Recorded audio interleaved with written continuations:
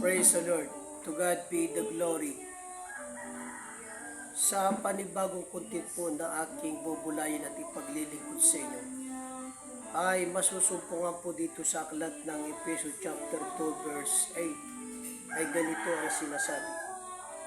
Sapagkat sa biyaya kayo'y nangaligtas sa pamagitan ng pananampalataya, at ito'y hindi sa inyong sarili, kaloob ng Diyos. Ang kaligtasan ay biyaya ng Diyos. Bagamat lahat ng bagay na nasa atin, lahat po ng ito ay biyaya ng Diyos. Yan tayo may lakas at buhay. Lahat ng kinakain natin sa araw-araw, lahat po yan ay pawang biyaya na mula sa Panginoon.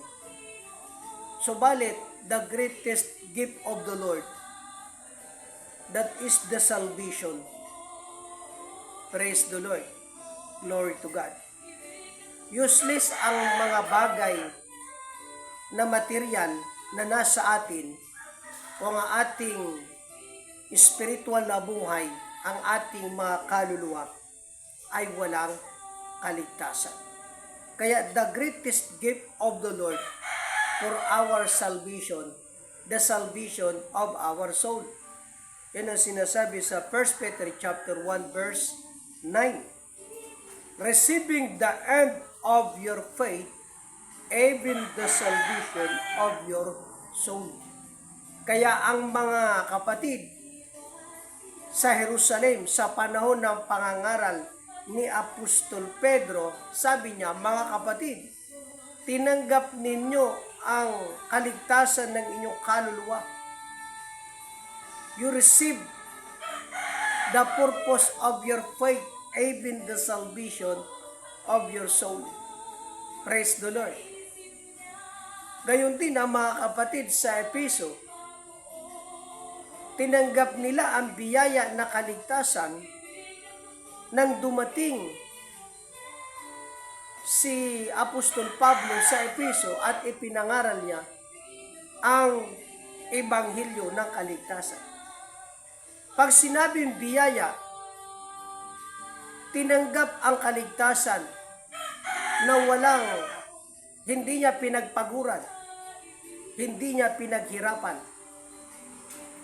Yan ang ibig sabihin ng biyaya, mga kapatid at mga kaibigan. Purihin ang Panginoon. Ito ngayon ang nais ng Diyos na ang lahat ng tao ay matanggap nila ang biyayang ito. Dahil ito ay pangwalang hanggan. Praise the Lord. To God be the glory. Ngayon, alam nyo ang salvation, hindi po ito sa araw ng paghukom. Hindi rin ang tao maliligtas sa pamagitan ng pagtupad ng kautusan o di kaya sa pamagitan ng paggawa ng mabuti. Hindi ang tao maliligtas sa pamagitan ng pagpapakabait, kundi ang kaligtasan ay sa pamagitan ng ating pananampalataya. Praise the Lord. Sa aklat ng 2 Korinto chapter 6 verse 2, ang sabi ni San Pablo, narito ngayon ang panahong ukol, narito ngayon ang araw ng kaligtasan.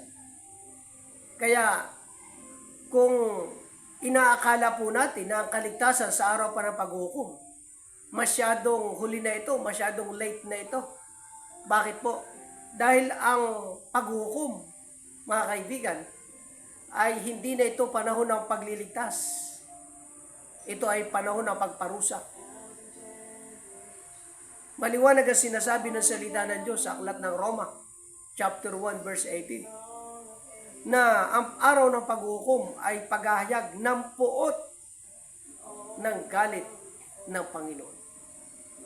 Hindi rin sa oras na ang tao ay mamatay, na doon niya malalaman na siya ay ligtas. Kundi maliwanag ang sinasabi sa Corinthians chapter 6 verse 2, narito ngayon ang araw ng kaligtasan.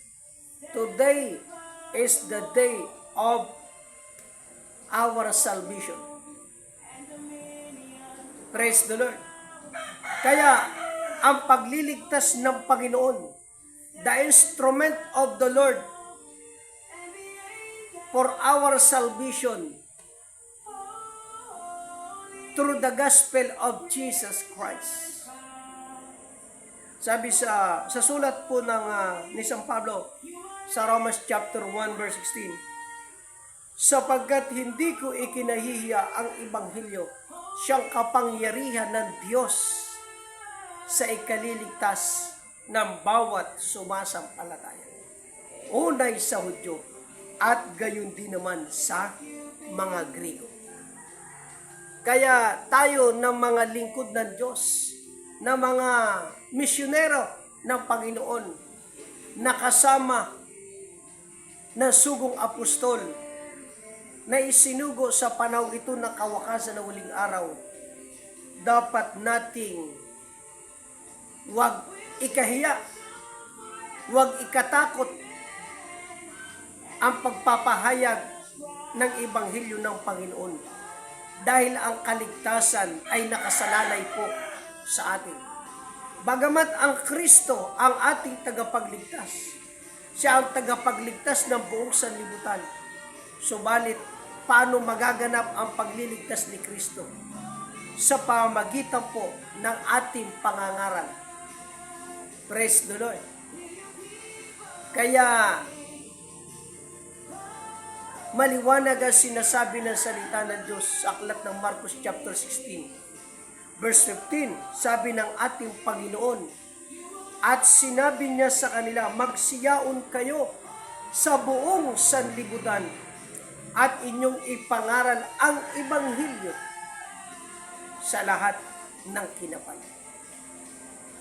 Alam mismo ng Panginoon na ang kanyang pagliligtas ay sa pamagitan ng tunay na Ebanghelyo na dala at ipinapangaral ng kanyang mga sinugo.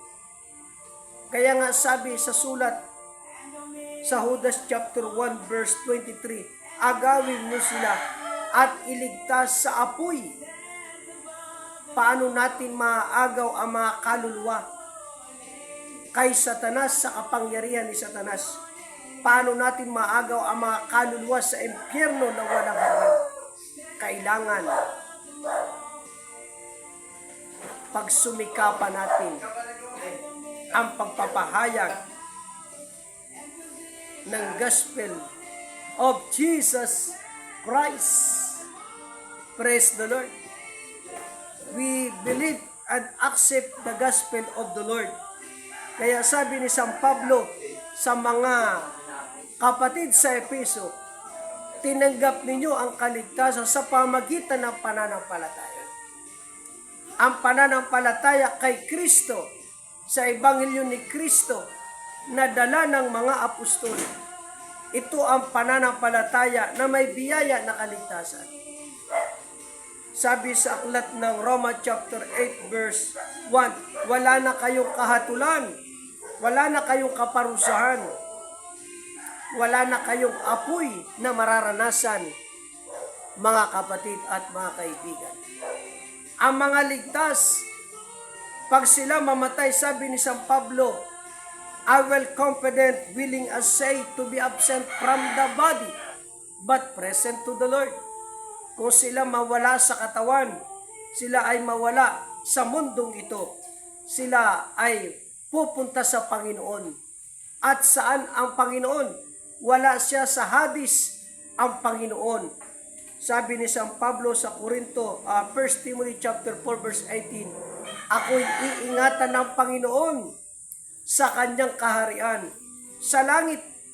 Kaya ang mga apostol nasa langit na.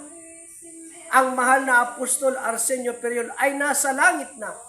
Maging ang lahat ng mga kapatid na sumampalataya sa pangaral ng sugo ng Diyos, spiritually, sila ay nasa presensya ng Panginoon. Samantala tayo, mga nangabubuhay, we are waiting for the second coming of Jesus Christ. Manatili tayo sa iglesia upang tayo manatiling ligtas At sa second coming of Christ, kompleto ang ating kaligtasan, ang ating katawan na may kasiraan. Bibihisan tayo ng katawang makalangit. Purihin ang Panginoon. Kaya sabi ni San Pablo, paano raw matatanggap ang biyaya na kaligtasan? Sa pamagitan ng ating pagsampalataya kay Kristo sa Ebanghelyo na ipinapangaral sa atin. Kaya mga kaibigan, mga viewers, pakinggan natin ang Ebanghelyo. Sampalatayanan natin ang Kristo na dala sa pangangaral ng mga taong isinugod ng Diyos. To God be the glory. At naway sa mensaheng ito, ang biyaya, ang pagpapala ng Diyos ay sumabawat isa sa atin. Purihin ang Panginoon. To God be the glory.